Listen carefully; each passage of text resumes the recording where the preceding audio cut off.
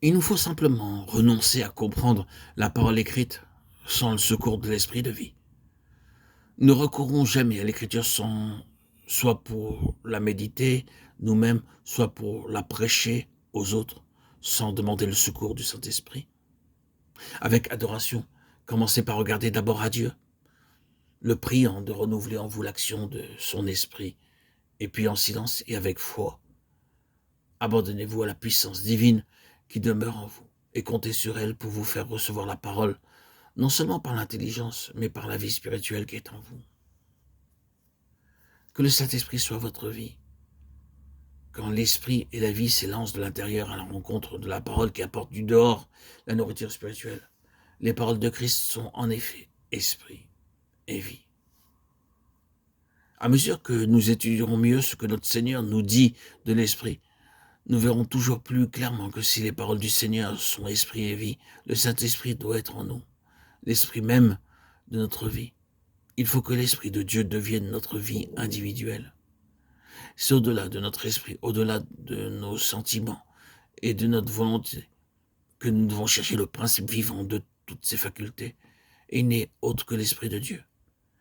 Quand nous saurons bien qu'aucune de nos facultés humaines ne peut atteindre à l'esprit de vie qui anime les paroles de Dieu vivantes et que nous comptons uniquement sur l'Esprit Saint en nous pour nous les faire recevoir et comprendre pour en faire la vie de notre vie, nous saurons aussi ce que signifient ces mots.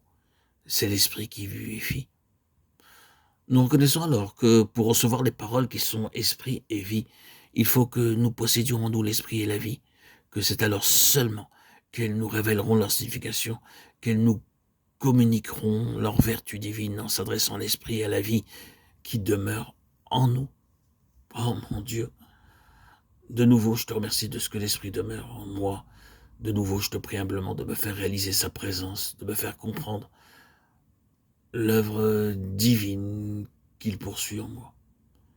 Enseigne-moi à croire qu'il est en moi la source et le développement de toute vie divine, le gage de tout ce que Dieu veut voir en moi. Alors, je comprendrai qu'étant l'esprit de vie en moi, il suscitera dans mon esprit une soif nouvelle pour la parole de Dieu, qu'il m'assimilera cette nourriture divine, qu'il la fera devenir en moi vie et puissance. Pardonne-moi, mon Dieu, d'avoir trop cherché à saisir tes paroles, qui sont l'esprit et vie, en comptant pour cela sur mon intelligence humaine et mes propres facultés. Oh, pardonne-moi, Seigneur, que j'ai été lent à comprendre que la chair ne sert de rien. Mais à présent, je veux l'apprendre et le savoir.